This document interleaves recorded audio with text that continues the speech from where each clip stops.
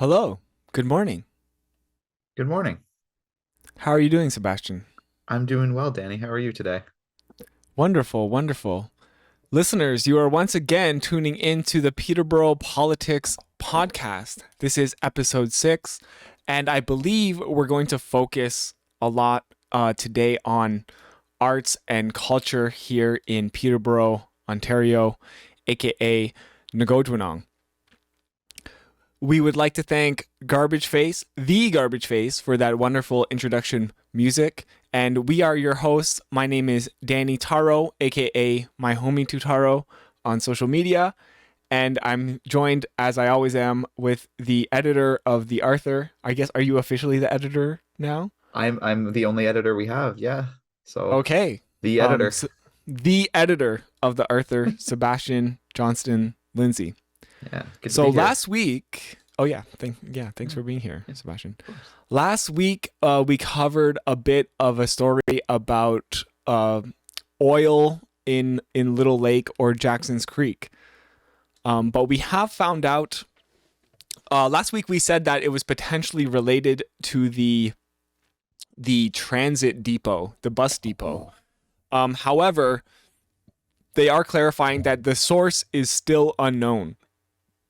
So we might not actually know for sure. Last week we were joking that if we lit a match and threw it onto the fuel, then we would get to the source of it, and maybe the bus depot would blow up.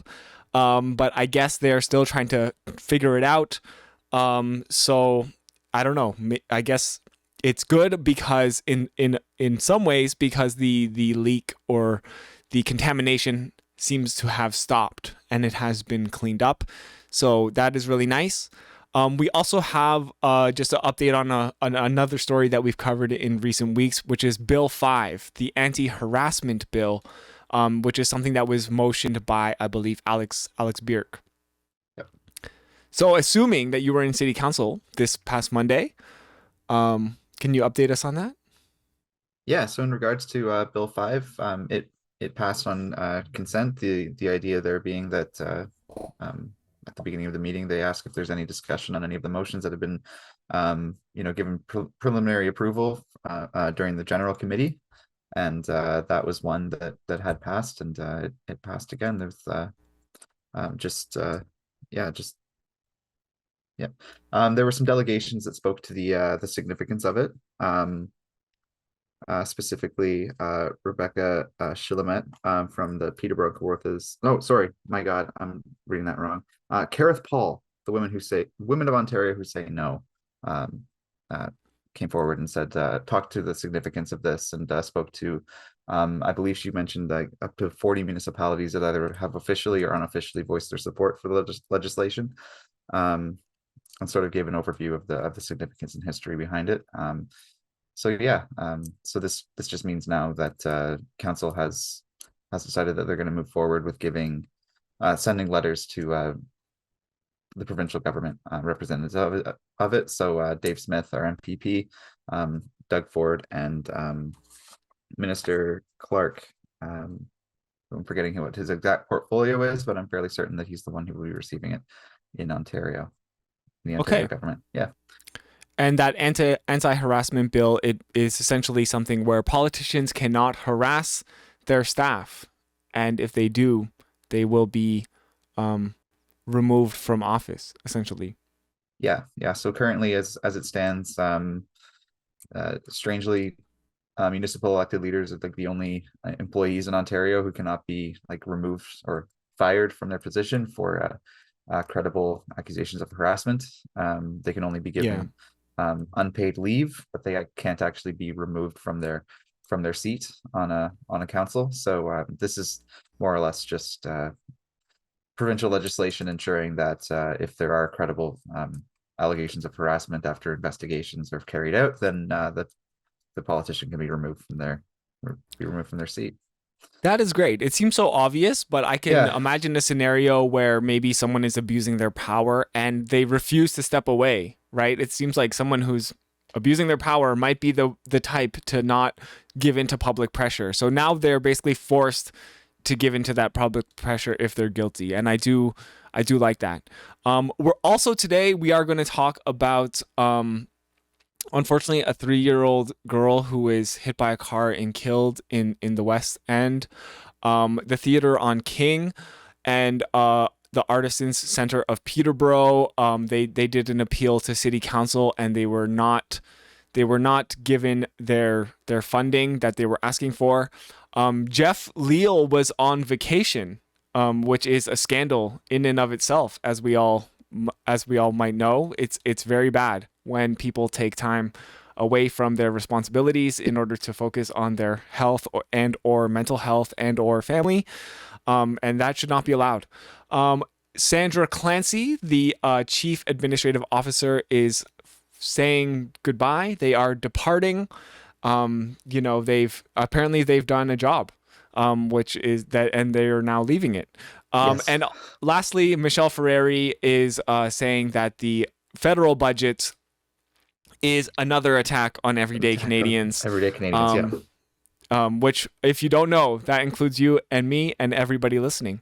Oh, wait, there is one more story. Some Derecho funding for the recovery project. So before we get into any of that, I also just want to say that there is, as of this morning, a missing persons report. They're looking for Daniel, who is a 5'9" Asian male who is approximately 110 pounds, has straight black hair, and wears glasses.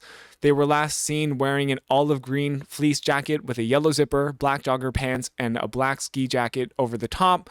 The people, Daniel's family, are of course concerned about their health and well-being. So if you know anything about them, please get in touch with authorities, and specifically the OPP Communication Center. I guess that description, Daniel, an Asian 5'9" male, it almost just fits me perfectly as well, but I guarantee you it's not me. Even though I wear glasses, I'm more than 110 pounds. And I really hope that they do find this person, and that they are okay and in good health. Yeah, no, absolutely. Yeah. So our first topic is a very sad topic. A 3-year-old girl was hit by a car and killed in the West End in Monaghan Ward.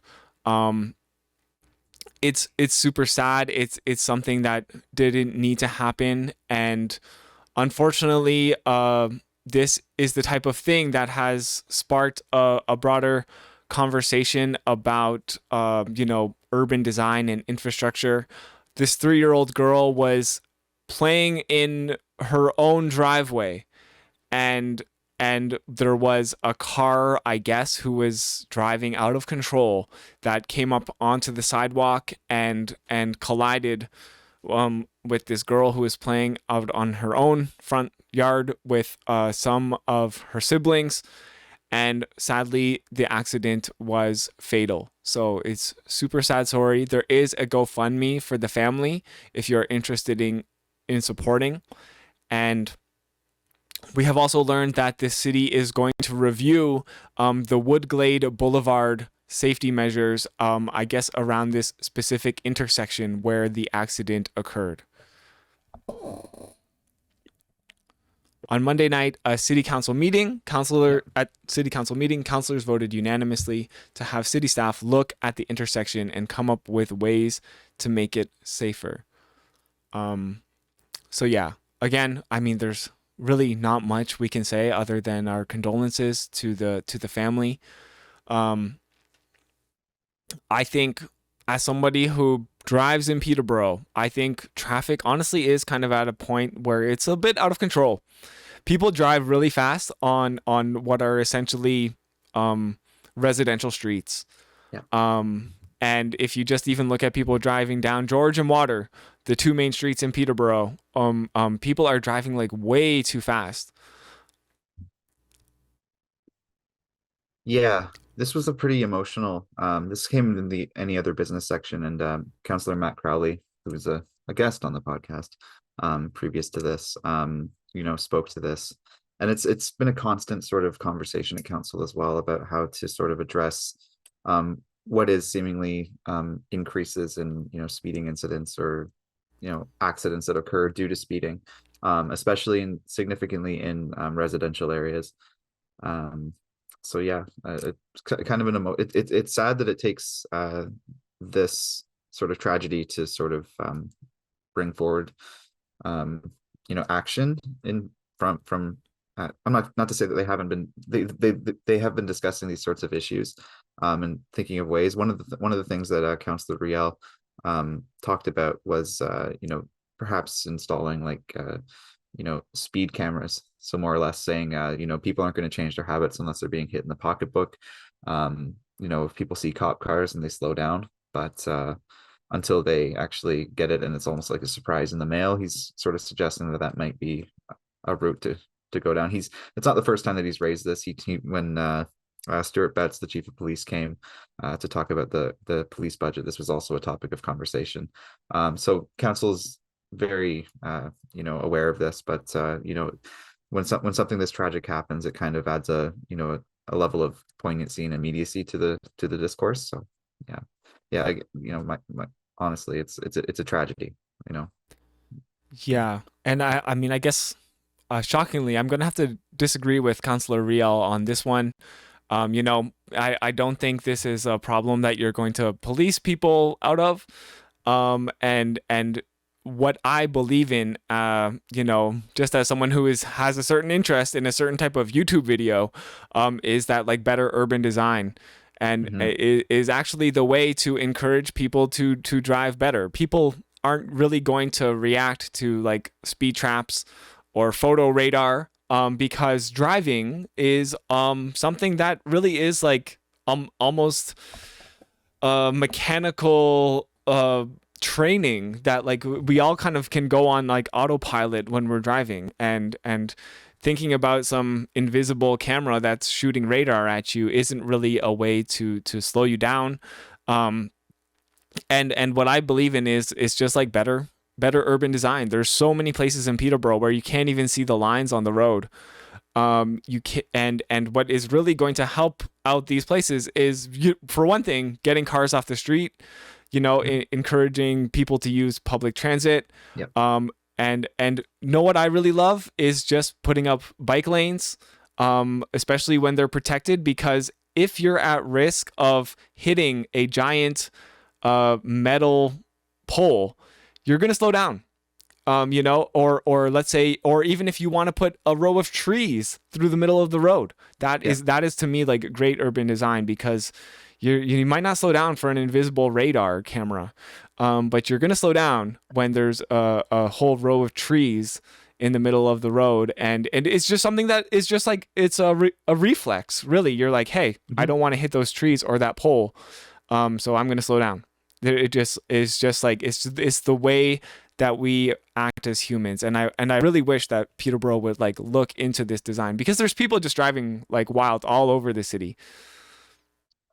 Yeah, well, I'm looking at the street in question here on Google Maps, and it is just like it's a rather wide 2-lane residential road with a center part down the middle, right? Like one line, but like yeah, no, absolutely. I mean, it's funny to me like they always seem to talk about the issues, but their ideas of how to solve the issues are never actually addressing the root cause of any of these sorts of things. And like, so I mean, I hate the idea of like of speed cameras, right? I think that it would be much better to encourage people to take the bus, to get less cars on the streets, and to just allow ease of transportation throughout our city, which isn't dependent upon motor vehicles. I think that would be the best thing to do. However, if people are not going to be willing to do that, then like you said, making sure that the streets are actually literally forcing people to slow down, right? I love the idea of just having trees in the middle. The Yeah. car accident I ever got in my life, I had a sneezing fit and I drove right off the road into a tree. So Okay. So yeah, you know firsthand I how a know tree can stop firsthand you from how a tree stops people from driving at all, actually. Okay, Because the yeah. car didn't I did not drive away from that accident. Yes. But And you didn't drive onto the sidewalk either, though. I didn't. No, I did not drive Right. onto the sidewalk or the person's driveway. I drove in straight into the tree, and the tree stopped me very effectively. Yeah. And it wasn't Yes. a very big tree, but the tree's still there. Yeah, and so much. I just want to look at like, hey, what is human nature? Why do people drive the way they do?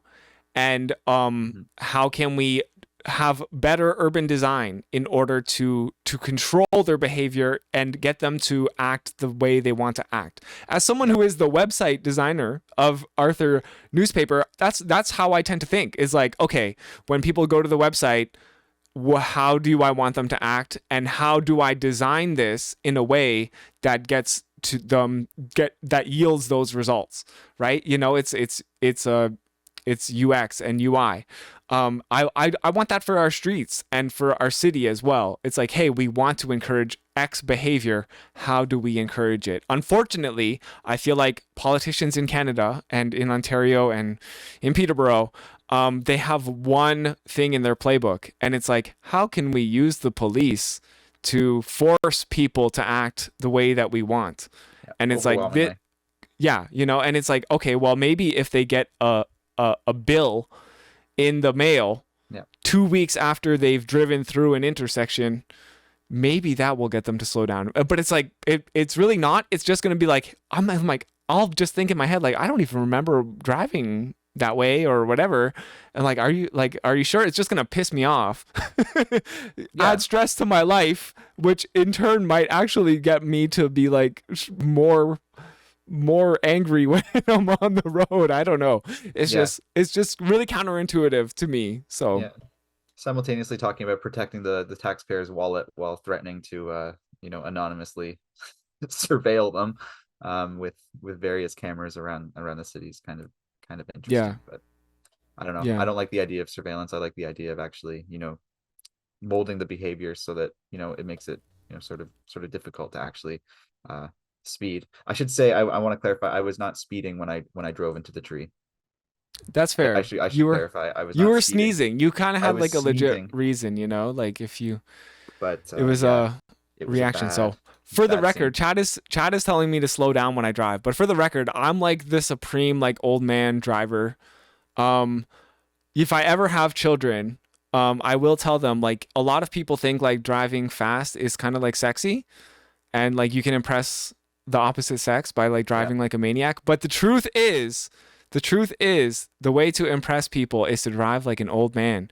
Because what people, especially, you know, if you're trying to impress a girl or something, what they really care about is just like getting there Safety. safely. You know, like if I ever have children, I will definitely tell them this. Um, I'll tell my children the same you thing if know, and when I have yeah, them. But just because drive like an old man. yeah, my yeah, I learned fast after getting my full license, through, yeah, enforcement, I suppose you could say, to Okay, slow down. yeah, right, yeah. Now I drive like There's on it. nothing cool about No, driving around. there truly isn't. I thought there was when I was like 18, but now I'm almost Yeah. 30, and no, there's nothing cool. And I've thought that way for like the last 10 years. It's been 10 years since I've learned my lesson. So My wife makes fun of me because I just drive so slowly sometimes. I'm like, I'm going like the limit, you know? It's like, because the real limit is like 10 above the limit in a way, right? Like you mhm. don't get stopped by the cops for driving 10 above the limit. So, but I just like to drive the limit on like cruise control so that like I know exactly what I'm going. There you And, go. you know, I'm either like going up one kilometer or down 1 kilometer or braking. Anyways, we should move on. And you know, The our politics heart of really driving. does. Yeah. What's that? The politics of driving, I was gonna say. Yes, that's Yeah. right. So, Yeah. and our heart really does go out to the 3-year-old girl and their family. Again, if you are interested in donating, you can support them on their GoFundMe site. You can find it probably through most of the major outlets in Peterborough. I found the link through Kawartha Now. Um, the Theatre on King was really a big topic of discussion last week, and we heard a lot of delegates come in during this past city council. There were actually a great many delegates, specifically Yes. for the Theatre on King, but also for the Artisans Centre of Peterborough and the arts funding in general. Because if you're not caught up on this story, you can go back and listen to last week's podcast, or we can just tell you right here that The Theatre on King went from receiving the maximum amount of funding from the city, which was $15,000. The year before, they received $13,500, and this year they've received the bare minimum amount, which is of course zero. So it is quite a shocking contrast for a project that the city has once invested in, and now in a way by removing the funding, I feel as though they are choosing to defund what is a cultural institution here in Peterborough. Yeah, and there were 9 delegates speaking directly to this issue, and that's not including Ryan Kerr, who was uh, the director of the Theatre on King, who was directly appealing to council for a reconsideration of the committee who was in charge of delegating delegating these funds, to reconsider the fact that they went from $15,000, as you said, to nothing. And there's an excellent, very exhaustive article written by Bruce Head of Kawartha Now, if anyone is interested in checking that out. I think it's almost 7,000 words. So very in-depth, play-by-play, sort of about what happened on Monday night. And so I'll do my best to kind of, speak to this overarchingly. But no, like we were saying last week too, I mean, the main issues that this kind of reveals is the way in which arts funding is distributed within Peterborough, and how a committee such as the Community Investment Granting Committee, how they might not be the best way, that process might not be the best way to allocate arts funding. So the related concern to that is the amount of funding that is given to the arts municipally within the city of Peterborough. So there's these kinds of related and competing concerns, right, within this. And well, a lot of the delegates on Monday night spoke about the significance of the Theatre on King. The overarching message was sort of the impact on the artistic community and the reasons why people choose to move to Peterborough, and why municipal funding for the arts is significant, not only in fostering the artistic communities within our city, but also the ways in which that sends a message to larger granting agencies that these artistic pursuits are worth investing in at the provincial, federal, or even international level, right? So that was kind of a sort of the argument, right? That in the past, funding for the Theatre on King, they can then put that they've received this funding when they're applying to the Ontario Arts Council, for example. And that gives them another checkbox to say, like, look, we have the backing of our city. And that means a ton for especially smaller arts organizations, or those that are less established, or are doing like sort of less mainstream artistic pursuits, which I think the Theatre on King is a really good example of, right? Like it's a space for experimentation within the city that really does need to be fostered and allowed to continue. The other sort of argument that was being put forward, I have all the names of the people here, but trying to keep them all straight and quote them directly, that's what I'm going to leave that to Bruce in his article, right? But the other thing that kind of came forward, and the point that kept being made, is that we would have no theater in Canada or North America or even the world, really, if it wasn't for government funding, right? Like theater is not something that really makes a lot of money. That only really happens at the highest echelons of theater. So like your Royal Alexandras, or like Broadway and these sorts of things, right? Where they're just blockbuster productions that are occurring, right? But for the vast majority, there's instances like the Stratford Festival, for example, receives tons of municipal and government funding, right? And we would never think to not fund that, right? But here we have, so again, if people want to have theater within their community, then they need to fund it municipally, right? And by doing so, they're actually allowing for greater opportunities down the road for people to sort of attain that funding. And this is really a story that is centered around the Theatre on King, but I think they just kind of became the focal point of this entire argument. Like the larger argument is that Peterborough really does need to review the ways in which arts are funded, the processes by which it is funded, and then the amount that it's using to fund it as well. Yeah. that was my Yeah. long-winded winded rant. So No, that was great. in conclusion there, what ended up happening is there is an appeal process, right? And so Ryan Kerr from the Theatre on King and Denise Stone from the Artisans Centre, so two organizations that did not receive funding during this round of the community investment grant, um, they appealed directly to council, and that was followed up by the delegates. And so there was a motion brought forward by Matt Crowley, Councillor Matt Crowley, to sort of add on to the original motion approving the allocation of funds, to distribute money to those groups who were unsuccessful. Maybe not to the highest tier, but at least they get something in recognition of this, and that this would be drawn from the contingency fund in Peterborough, which is, I don't know the exact number currently, but last year I think it was over $2 million. And Yeah. I think he was asking for a total of 54,000. So again, not a lot of money. That was then amended by Alex Burke. So we're just going to get into the nitty gritty here to sort of bring that total amount of money down to 19,000. Right. That would be allocated between, I think specifically just the two.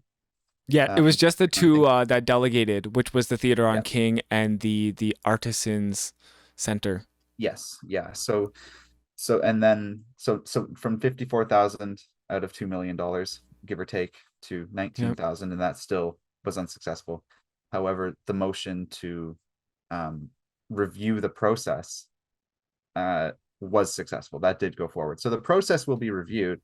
I've spoken to Kate Story following this meeting, and I think she rightfully has some reservations about, based on what was being said in council, as to what end the councillors want to see this process reviewed, right? Like it sounds like it's a good idea, like, to review it, but I mean, there's certain, ideological and values-based judgments that are probably going to be sort of brought to bear upon the process itself. And they've kind of demonstrated the fact that they don't have the best interests of small local theater or arts in general.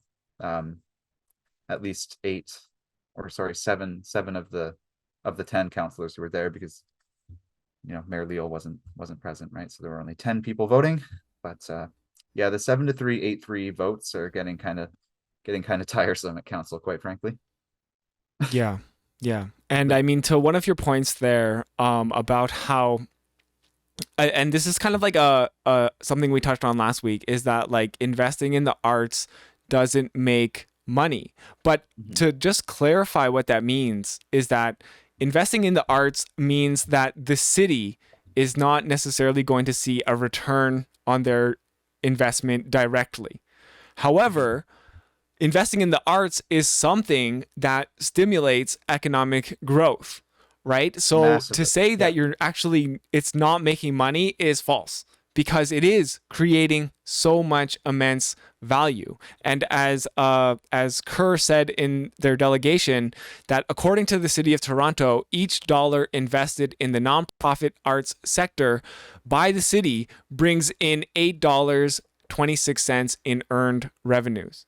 So each dollar you're getting over $8 back. That's in Toronto, but you can imagine that there's a similar statistic in Peterborough, that the data probably just isn't available in the same way. So it is something that makes money. And one of the things that really stood out to me in these delegations that were like really well documented by Kawartha Now, was there was a doctor who said that they moved to Peterborough because of the arts community and because of the theater community specifically. So I thought that was really interesting, and it was just like highlighting, like, you know what? Okay, yeah, we need doctors. We need doctors here in Peterborough. And one of the hardest challenges is to get them to move to a place where a lot of people feel like, well, there's not as much culture as Toronto. I can't do as many things as I can do in Toronto. So I thought that was just like something interesting, and part of our appeal to being like a vibrant city is being a really strong arts community. In many ways, it's kind of like the only appeal of living in Peterborough. You know, like what do we have Yeah. going for us in terms of like industry is like, well, we have the nuclear pellets factory, and we have oatmeal town, and we have really strong like arts and culture, and we have like really close proximity to nature, right? Those are kind of like the main things. I guess the MNR, Trent University, Fleming, honorable mentions, the PRHC, those are kind of the things that drive Peterborough. But in Mhm. order to attract people to Trent and Fleming and the PRHC and and elsewhere, it's also great to have arts and culture and community as well, So it's something that I think is just like, you know what? It's kind of our bread and butter here in Peterborough is all arts and culture. And by kind of cutting off the flower instead of watering the plant it's kind of really disheartening and really concerns me about where this city council is headed. Yeah, absolutely. And I'm glad you brought up Dr. Laura Lawson because this was kind of the sweetest, like I couldn't have scripted it better. And I should say too that this is all taking place on like World Theater Day. So like it was Oh it my was it goodness, was it was really? a wonderful moment. So many of the delegates started off by saying Happy Theater Day. Why don't you fund Theater Mm. King, more or less. But no, so Dr. Laura Lawson, who's she's a professor at Queen's University, and she's a nationally trained professional dancer from the National Ballet of Canada as well. And as you said, she said that she moved to Peterborough specifically because of the art scene, and a lot of her physician um, colleagues also made the same decision for where they find themselves, whether or not that's Peterborough or elsewhere. That's what attracts physicians. And the one of the first reports that were spoken to by a delegate on Monday night was the physician recruitment presentation that had been given a couple weeks prior to the general committee, where they talked about everything under the sun regarding how to bring doctors to Peterborough except arts. like Really? so, Okay. so it was kind of it was delightful in that this is like a very serious ongoing issue within Peterborough that they had just finished approving prior to saying no to funding the theater on King. So it could not have been scripted better to have like the final delegate that night speak to not only the importance of the arts and theater on King and everything else to do with municipal funding for the arts, but then to also speak directly back to physician recruitment. Like it was amazing. It truly was delightful. I spoke to Sarah McNeely afterwards, and I was like, "This was gorgeous." There was such an energy in the room, and Gary Baldwin, Councillor Gary Baldwin, Deputy Mayor Gary Baldwin, lots of titles, many hats. He was chairing this meeting, and he kind of let slide a lot of the clapping, like the appreciation for a lot of the delegates moving forward. So there was an interesting energy in the room that night too. There Hmm. were people in like the overflow viewing areas that I spoke to during a brief break, and yeah, it wasn't as like somber, quiet an occasion as council typically is, and that had a lot to Yeah. do not only with the passion, but also I think like the focus being on their emotions were riding high, in Right. both senses. I don't think Seems the end result is surprising at all, though. Unfortunately. yeah. In a way, I wish we had less political theater and Yeah. more theater. Well, Leslie Parnell was on the dance team in grade 7, so she knows a lot about arts. Oh, wow. Yeah. Really? Yeah, yeah, yeah. So, like what, like 90 years ago? Now. Now, it was bothersome that Leslie Parnell did say that this is a starter fund and you're either going to make it or break it. And then Mhm. some other new group will have the opportunity at this arts funding or whatever the grant funding was, Parnell said. And Mhm. that to me is just kind of silly because if you recall, we are going through still a global pandemic. This is And true. And there were challenges to the pandemic, especially for the arts community. And I think just the fact that the Theatre on King received funding for several years already, that doesn't necessarily mean that they were going to like make it or break it. And I think that's just like a really capitalist kind of tendency that we have here, is just like, okay, well, we funded them, they couldn't make it with the money that we've already given them, therefore they're not of value to the community and we need to defund them. And Yeah. I mean, in a way, there is no making it as a theater. There's just continuing on.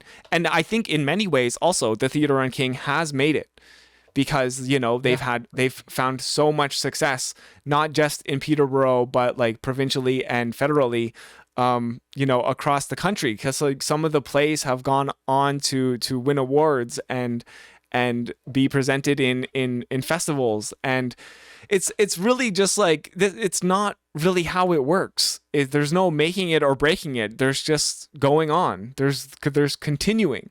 Yeah. There's life going on. Yeah, and I mean the arts needs investment from government in order for it to continue on. I mean, art does not like function along the same capitalistic lines of, making it or breaking it, or like seed money to like start your theater. Like that's important when you're buying like your first like maybe like lighting operation or something like that. That's helpful at that point, but then from there on, like you still need the Yeah, support and the funding. Because I mean the again, right. it's very, very, very frustrating. And I mean, we had Terry Guile from the Downtown Businesses Association, the DBIA, come out, and one of the questions posed to him was, if council is to give some money to some of these organizations, do you think the DBIA would be able to help out? And his immediate answer is, yeah, of course we can figure out a way. We can work together. So like you have like a representative of like the core businesses in our community coming out and saying this is essential. Like Yeah, everybody in the downtown benefits when there's a reason to go downtown, which isn't a restaurant or something like that. Everybody benefits when you're funding event space and community space, like the Theatre on King is like the yeah, underlying message there, right? And so it's very, very frustrating that council could hear from such a diverse array of people coming from so many different perspectives and backgrounds and reasons why they feel the Theatre on King is an important um, facet of our community, um, and to still say no, it's not worth $9,500. Like, come on. Like, I like yeah, I I yeah. I I don't know. And so I Especially when, as Kerr pointed out, you're seeing that money back. That money just is helping yeah, drive the economy in Peterborough. Yeah, and it is yeah, crazy to me. It's always like, hey, like it was almost like when the police were on board with the additional funding for overflow shelter. It's mhm, like, hey, even my greatest enemy is saying that we need to do this. So yeah, why don't we just all collectively agree and do this? And in this case, it's like, yes, even the like elite business interests of downtown Peterborough, again, they also have a vested interest in this. And it's like, these are literally absolutely. situations where like everybody wins and everybody agrees, and city council is like, no. And it's Yeah, just it's like wild. It's like wild to me, that we can't allocate this, what was it, $19,000 out of a two 19,000 million between two. Yeah, dollar yeah, contingency plan in order to help stimulate the economy of downtown Peterborough. And it's really sad. Unfortunately, Councillor Riel also said that it would be a disservice to the yes. 11 members of the committee to question their decisions about the applications. To which I say, well, then how come it was unanimously voted upon that this application process needs to be reviewed? It's not, Right, and right. and to take it personally, like, hey, we did our job. It's like that is not the point, my friend. Like, Like you need to take a look at the process. yeah, It's not about you, yeah. It Keith. it really begs the question, like, are these people like this sadistic that they're like, no, I absolutely read this and it deserves nothing. Like, do you not think, like, given more money, that everybody would have been able to receive at least a little bit of money, which is essentially what this motion was doing, right? It's saying, okay, we need to review the process, and in the meantime, here's a little bit, right? Here's a little bit of what was requested. And like, honestly, I can't imagine sitting on a committee of this nature and taking an affront to such an innocuous thing, like, oh, we are going to, like, that's good. That's why you sit on committees, is to not to punish, but to like reward the work of these people, right? Like, if you're sitting on a committee to deny funding, then maybe you should reconsider why you're sitting on a committee. Like, I don't know. Yeah, I really don't know. And I say this as someone who's hasn't quite yet, but is going to be sitting on a municipal committee, the Arts and Culture Advisory Committee. Like, I can't imagine, I sitting know. on any form of committee that would punish, that would have a punitive stance. And that's exactly what Riel's saying. It's like, this is Yeah, calling into question their judgment. Well, not really, because you set an I know. arbitrary line, and anyone below that arbitrary line was denied funding. You can move that line. That line is arbitrary. You created it yourselves. It's not it's not fixed in stone. And even if it was, just break the stone. Council has, and it was said really well Right. tonight, that that council has the ability to, like, create a precedent here, that they believe strongly in arts funding, and they just blew it. Well, 7 of the 10 present blew it. I should Yeah. stipulate that the same three who tend to vote along progressive, sane lines, i.e., Councillor Burke, Lachika, and Crowley, Yeah. again came forward in favor of this, and the rest of them don't. And the reasons for it are just as, sort of pernicious and bizarre as they tend to be. That, fixing the protecting the taxpayers. Well, a lot of, as Joy Lachika said quite rightly, a lot of taxpayers want to see their tax money funding arts. A lot of Yeah. people want to see that be the case. They want to see transit being funded. They want to see, bike lanes, like you brought up earlier, to bring this whole full circle. They want to see their tax money funding these kinds of things. They don't just want it going back into police budgets, security cameras, and all the other sort of bullshit that they keep bringing up as solutions to problems that oh, I'm getting animated now, Danny. This is good.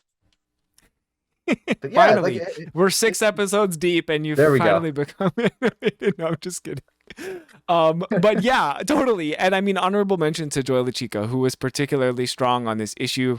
Being the downtown councilor representative. And the thing is, I'm just so tired of the like conservative councilors saying like, oh, but we have to think of the taxpayer, because what they're really Danny. saying is that we have to think of my opinion. And my opinion is, and they're trying to just justify their own opinion by associating it with what the taxpayers want, and that is not true. The taxpayers represent a diverse group of people, and just boiling it down to this one thing and saying that they have the best interest of the taxpayers is like, okay, well, which ones? You have to actually Yeah. go and like collect like data on this if you're gonna just use this as a catch all for whatever it is that you want to do. Why is it that the taxpayers coincidentally, whenever you bring them up, happen to agree with you and exactly what you want to do? No offense to Keith Riel and Andrew Beamer and all of them, but I don't think they are exactly counselors of the common folk, to put it in a certain way. Anyways, we must Mhm. move on. Unfortunately, Yes. as you were saying, this was a 10-person vote, and Yep. that was because Jeff Leal was on vacation. So he was able to call in to say na na na na hey hey goodbye to Sandra Clancy, Yes. but he was not able to call in to be a leader here when a very important issue like arts funding was on the line, and he was not even able to vote. Not that his vote would have changed anything, but I think that it kind of speaks to his leadership, because it's not necessarily about your one vote, because you only get one vote. It's about your leadership, and it's about whipping the votes in order to fund really great things like the Theatre on King and the arts program in general. Mhm. Now, Kemi Akapo on Twitter had kind of a spicy tweet here, saying that Jeff is on vacation. Good for him. Everyone deserves rest. I wonder if he'll face the same outrage as Diane did. And Diane Tyrion, our former mayor, responded to this and said, "Oh my goodness, why are there so many tweets below this?" Oh wait, it's just because Twitter's bad. Diane Tyrion said that, "Wonder if it made it on the front page of the Examiner."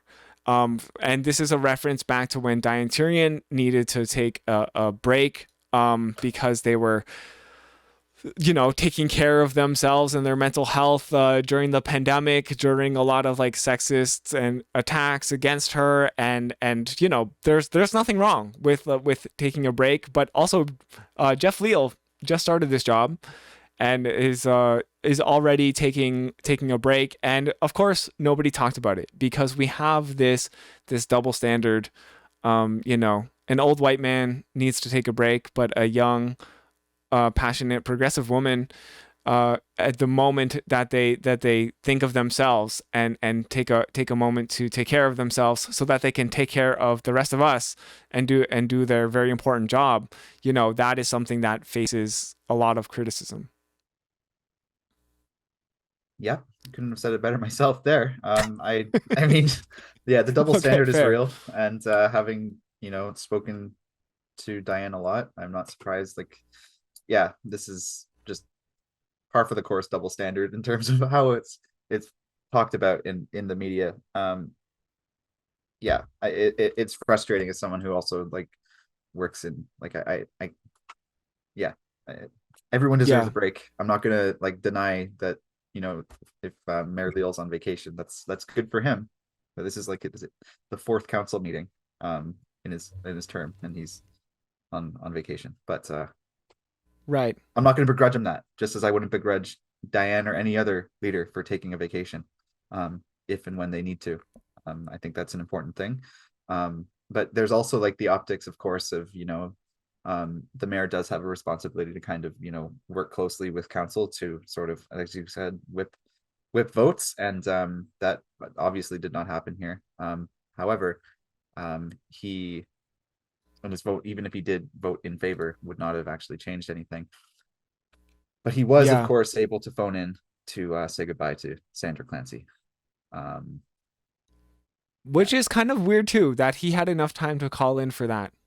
Um, I Well, you guess can't expect him to be speaking sitting on. I don't know. I don't even know where he is. I meant to ask around, but I did. right. What I was the should figure call it in out. like? Like, do you think was he wearing like a suit in the on top and like swim shorts on the bottom? You think? I think Jeff Leal is always wearing a suit, no matter where he is.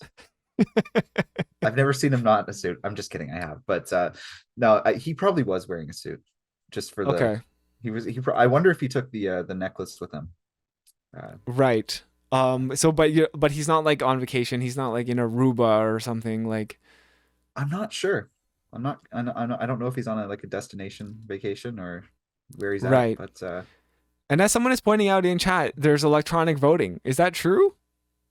oh yeah, yeah. No, people can. Yeah, it's all electronic. All the voting's electronic. Yeah, So he could have zoomed in for the whole meeting, yeah, yeah. He could have. Yeah. A lot of the times, theoretically. like theoretically, he could have. Yeah.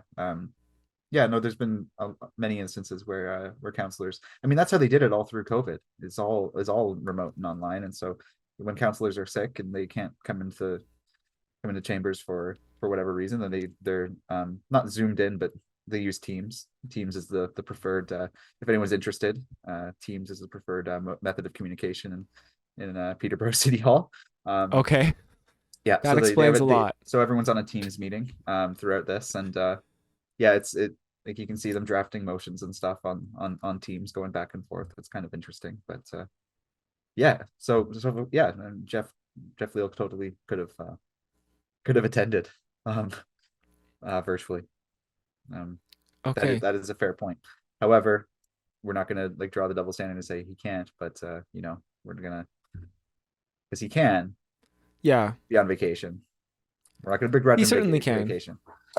I guess That I would just be, do wish that he was more of a leader. It just seems to me yeah, that he kind of like there's this imbalance of council, and there's some like really great things here, like reconsidering how we're funding the arts, and I think that's a really important issue. yeah, And I wish that he was in a way just like doing something to even just like court the more conservative counselors and help them to see that this is of the economic interest of the city. But I yeah. mean, It would we don't be, really get that. We kind of just get this kind of like neutral position from Jeff Leal.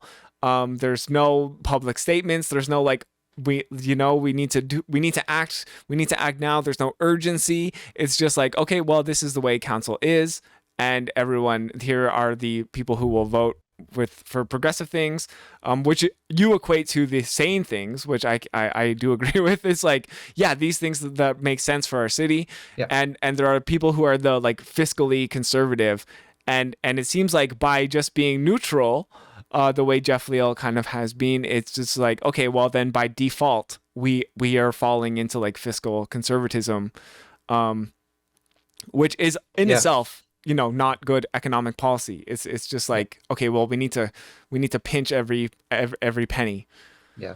He is kind of, Mayor Leal has kind of fallen short. I shouldn't say I had expectations of this being any other way, to be clear. Yeah, However, what I would have liked to see would be more of an active role in terms of attempting to bring people on side in terms of vaguely progressive policy. Um, Not to say like he would suddenly become like a, like a flaming socialist or whatever, but at least leaning more towards like progressive policies in general. But I think this has a lot to do with Jeff Leal is just, he's an old school liberal, and he just kind of lets the cards fall where they may. Like he understands yeah, that well, it's the will of the majority, and these are free thinking individuals who have their individual rights to explain their stance. And if the most of the people say that this is what they want, then this is what happens, and it's not my place to, but it actually is his place to kind of steer yeah, people towards things. However, I think, and like this being the first council that I've actually covered as a working journalist, it's my understanding of the previous council is that when mayors do that, it doesn't have the best impact on morale. But however, I would just say that councilors should maybe just grow up if they don't like having a mayor do their job. I don't know. I feel like that's probably the approach I would suggest, that if you're yeah. salty at your mayor for attempting to carry out uh, a platform, then perhaps you Sure. should re-examine why you're on council. I don't know. Maybe I run guess I for could mayor. understand. I don't I know. guess I could understand maybe why some of these counselors might have a problem with a young progressive woman coming in and telling them what to do. But That's that's true where I too. think Jeff Leal could be effective, because Yes. he can use his white male established politician presence to be Yeah. like, hey, you know what, fellow like white men, we should invest in the arts. Like that's what that is like. That is basically the thing that he has going for him. Is that he kind of has this position where he might be able to stray some of the more fiscally conservative counselors on Yeah. these issues. But yeah, he kind of A just hundred. like A hundred throws it percent. up and like, oh, the wind is blowing this way, so I guess Yeah. so am I. Yeah. I'm not gonna stand in the way of these counselors doing what they want to do. Yeah, I mean, the perfect example of that is when I interviewed Diane on my radio show. She talked about the fact that she'd been working for months to try and bring council back in person for the remainder of her term, and it was just Hmm. nope, nope, nope, nope. But then Jeff Leal gets elected in the first meeting. One of the first things he decides is council is back in person in chambers, and everyone drops everything and makes sure that that's the case. She's like, it's that's what we're working with here. So you're absolutely right that yeah, he can use his positionality as an experienced older white man politician to sort of Yeah, have some sway in this regard. However, right.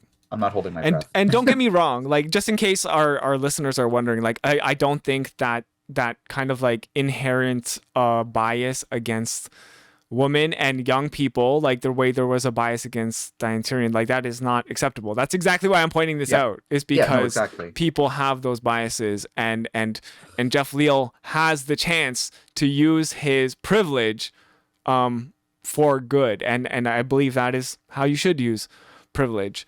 Mhm. But there are other stories. The last or a couple more stories before we finish today.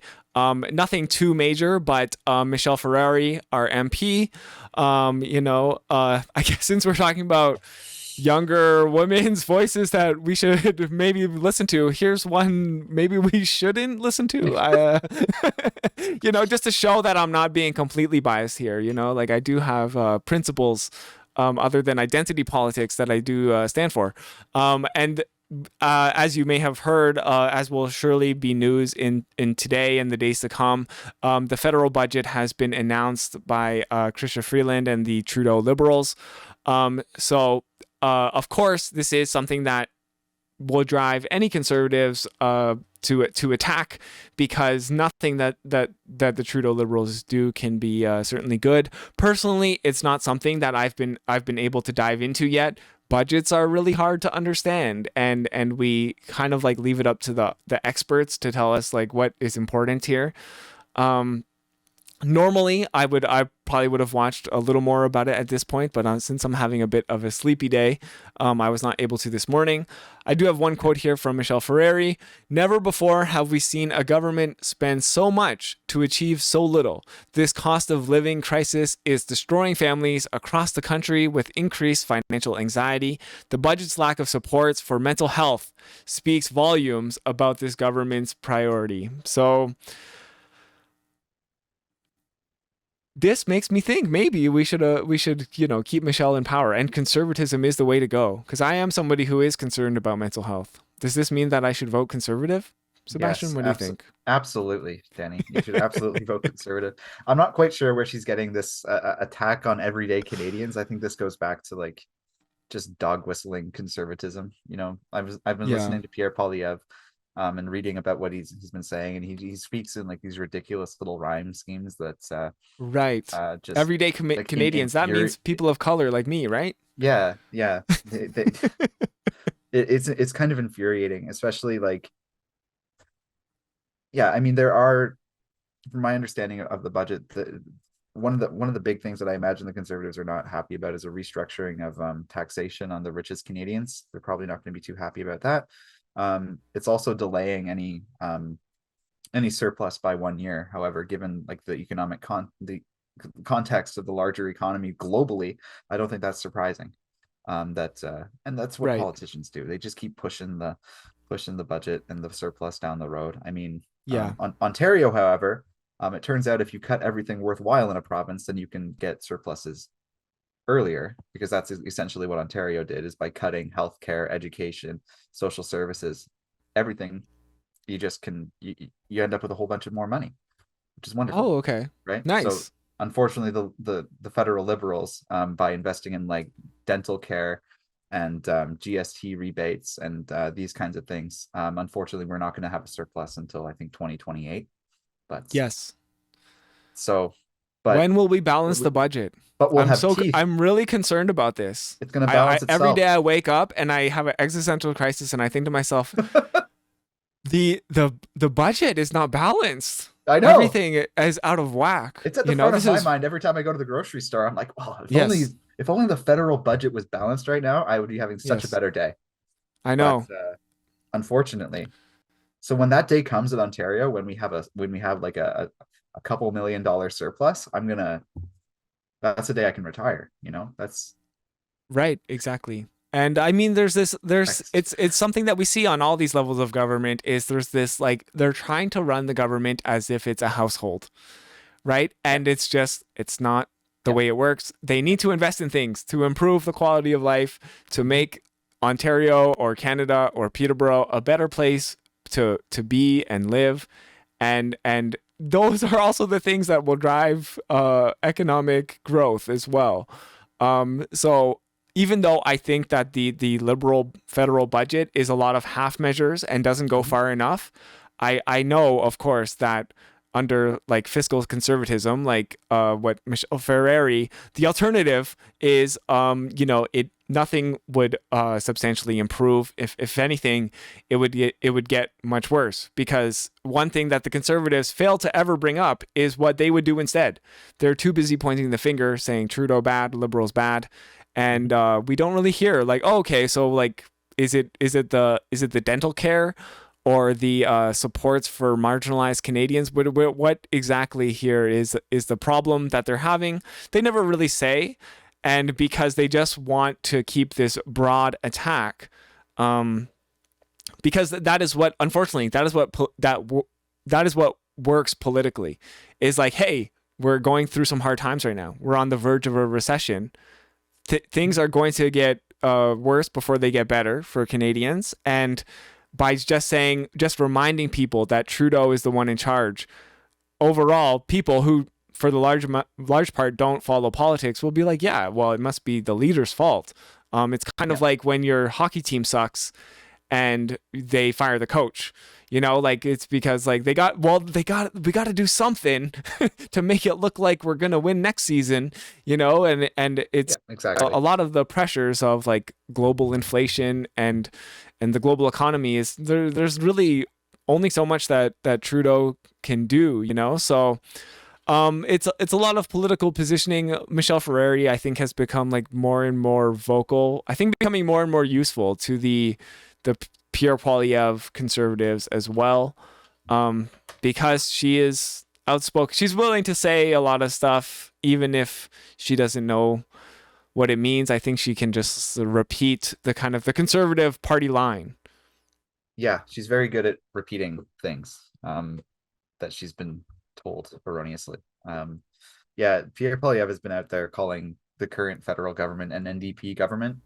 So again, like, for the longest time when he was running to be leader of the Conservative Party, he's called himself the candidate for Prime Minister of Canada.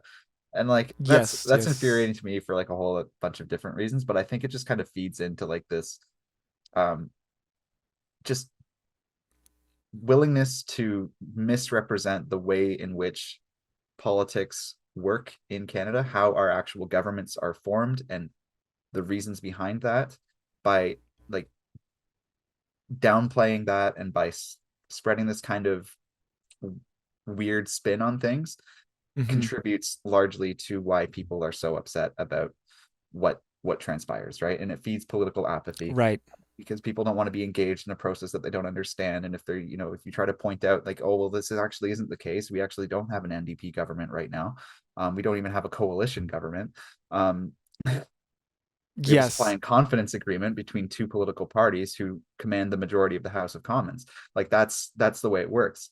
At no point is any leader of an opposition a candidate for the Prime Minister of Canada. They assume that office by virtue of their being the leader of the party that commands the majority of the House. It's infuriating to me, this Americanization of politics. And but yeah, I think it speaks to the ways in which like the discourse about the leaders and stuff just like is a distraction from the actual larger context, right? Like it completely detracts from like the experiences and the reasons behind what is transpiring and what is actually being done. And I think that the Liberals could have and should have done a lot more, but I'm heartened to see that they actually have to work with the NDP on a lot of things, because I don't think they would otherwise, quite frankly. I think the Liberals, being Liberals, they don't do anything unless they have a fire under their ass. And if that fire is the NDP being there, reminding them that they need to make progressive moves such as dental care, it wouldn't be happening. So yeah, I think we'll have teeth in 2028. I'm looking forward to having teeth in 2028 when the budget is balanced. Yes, finally. Yeah. I know I got a cavity, unfortunately, as a result of my chemotherapy, which can increase your chance for like mouth bacteria and tooth decay. So unfortunately that happened to me, but I was excited to find out that we have universal dental care now in Canada. which is not true. Unfortunately, It's it's not only true. for like children. I was waiting for the ball to drop there. Like, wait, Yeah. what? Um, Why I why did I know. spend So, a month's you rent on know, a root canal 3 months ago? yeah, exactly. So, I mean, it's really unfortunate that, we're only able to take half measures. But again, as someone who is left of the NDP, because I consider myself actually a socialist, not a neoliberal, virtue signaling person, Yeah. I I do also recognize that, hey, if the ruling Liberal Party can be pulled even slightly to the left by the NDP, who is also a Liberal Party, that this is kind of the best that we can ask for in Mhm. our modern political climate. We still talk about socialism like it's the boogeyman here in Canada, and even Jagmeet Singh, who is scared to use that word, and a lot of people just point to Justin Trudeau and Jagmeet Singh and say this is communism, which it couldn't be further from the truth. It's just like they're doing a couple half measured decent things, like giving dental care to children, and they're not even doing that really. They're just giving cash rebates to parents, Yeah. and they can spend that money however they see fit, and it's also means tested to certain incomes. So there's so much that is like inadequate about it, and Mhm. unfortunately we have people like Michelle Ferreri and the people who buy into their propaganda saying that even these half measures are bad, like children Yeah. getting dental care is bad because it's fiscally irresponsible. And it's like, well, this is why we can't have nice things like universal dental care, is Mhm. because we can't even get those band-aid solutions without the conservatives crying about the budget being balanced, right? So Yeah. it's like progress is always being kind of stopped when those real things that we need in order to achieve change, which will also save us money, Yep. like In the long run. Yep. universal dental care. Mhm. We can't even have those nice things because there's too many crybabies out there, unfortunately. Crybaby conservatives. Yeah. That's right. That's right. I think we should rebrand the word hysteria. I've been thinking about this for a while, Mhm. because hysteria has often been used as like a misogynistic term towards women, but I think now in this day and age, it is actually something that applies almost exclusively to conservatives. And I just feel like it's time. It's time to rebrand. Yeah. We should contact the Oxford Dictionary and get an Yes. entry in there. Yeah. Yes. Get Mr. Oxford Dictionary.com on the phone. maybe. Yeah. Yes. I Okay, agree. well, we're I over agree. time, obviously, because we're always over time. Always But I over did time. want to say, just because I brought it up in the beginning, that Peterborough County townships are receiving some one-time Mhm. provincial funding for the Derecho cleanup. The Durodummer Township receiving $140,000 from the provincial government.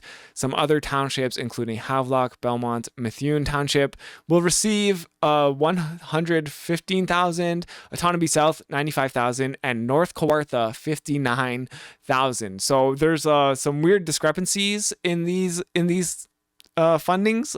There's a big, a difference of almost $100,000 between some of these townships, and we don't really know why. We don't really know why there are these, but people are obviously concerned. Um, North Kawartha Township was asking for $280,000 for their Derecho cleanup, and they're only getting 59,000. So, just some Mhm. interesting potential notes here on how we might be addressing climate change in the future, and how that is always going to be maybe disproportionate towards certain communities. Again, don't know why, or if Peterborough, like the city core, what kind of funding they're getting. But just thought I would bring it up since I said so at the very beginning. I Mhm. was also hoping to reminisce very quickly about like your Derecho experience. I had a very interesting that I was in Oshawa, um, about to get on a GO train when it came Oh, right through the station, pretty much. I was outside waiting on the platform, and when I was ran to the train, onto the train, got absolutely drenched, because it only rained for about like 2 minutes, right? Like maximum there. It was just torrential. And Yeah, then we were on the GO train, going to a Blue Jays game, of course, naturally. of course. And yeah, so that was the actual event. Our train got delayed by a long time. We missed like the first 3 innings, and I was just wet and not having a good time. And we kept hearing like, oh, the power's off back home, and there's like trees down everywhere. And I live right by Victoria Park, and so when we finally got back and everything, and like we were out of power for like 3 days. I think we got it back on the Monday of the long Okay, weekend, late Monday, if memory sure. serves. But yeah, the next day I mean, fortunately it was good weather, and we just kind of hung out and cooked hot dogs on a Coleman stove all day, because we Yeah, just brought everything out of our freezers that was going to go bad, and we like collectively, all our neighbors in the building, just kind of cooked on a Coleman stove. yeah. Uh, Okay, yeah, sweet. yeah, Yeah, yeah. And then eventually the power came back on. I went to the library at one point and charged some stuff, got some books, and just sat outside and read for like 3 days. nice. Yeah, So you seems like a pretty painless experience for you then.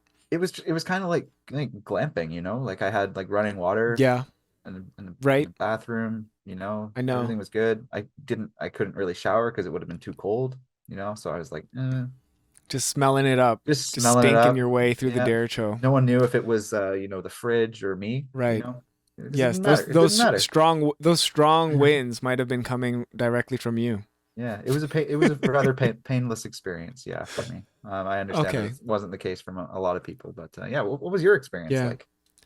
It was also pretty glampy, I would Yeah. say. Like I had a couple of businesses I went to downtown who had power to charge devices and stuff like that. We had a power generator, or sorry, Oh, not really like we couldn't power our house, but it was just like a big battery that you can use to like jumpstart your car. oh, cool. And it was a modern one, so we could like charge our phones that way as well. Nice. And Nice. glamping. My wife, I always make fun of her for this, but she wanted to get a hotel. And then I'm like, no way. We have running water, we have shelter. It's not hot water, but you can still have a Yeah. cold shower. It was like Yeah. 4 or 5 days for us, I think. Wow. Okay. So a little So longer than me. she wasn't doing well with the no electricity thing though, which Oh, fair enough. yeah. Everyone is different, and but I'm like, no way. I will tell our friends, and I will make sure that they make fun of us for this if we get a hotel. And now you've told Um like anyone who listens to the podcast. I'm sure she's very True. So happy like with you. at all of Peterborough, yeah, Yeah. and then Everyone I in don't know. Peterborough. Yeah, and we lost like a 100-year-old tree in Oh our no. backyard, which was sad. It was a Yeah. beautiful tree. Yeah. Shout out to all the trees who didn't make it. Mhm. And so overall it was pretty great. I think we ate really well because we're like, oh my god, we got to eat all this food in the freezer. So it was a lot of like dumplings, Nice. noodles, and stuff like that. So Nice. yeah. So hopefully there's not another Derecho anytime soon. I hope not. Yeah. But It wasn't the worst experience, but I can think of better ways to spend a long weekend. yeah, I am worried about climate change in general. Of course, Peterborough might be a bit prone to flooding and whatnot. So Mhm. I wish we were more climate resilient, but my understanding is that Doug Ford is going to bail us out if there is a disaster. Yes. Can always count on Doug. Always. Without He's a gonna doubt. get it done. All He's right. One way we're like, yeah, we're open for get her business. done. Yeah, open for business. Let's go with our yeah. Yeah. Uh, Unless those businesses have to close because of a climate emergency, but other than that, we're oh yeah. we're open. Just pave over those wetlands Yeah, and yeah, yeah, yeah. Build houses develop and the green do belts, and oh we'll be God. okay. All right. Well, on this very apathetic kind of note, thank you so much for listening. Absolutely. Sometimes comedy is the best way to deal with some of the things that we're going through here in Ontario and on planet Earth. So thank you so much for listening to Peterborough Politics Podcast. We will see you next week.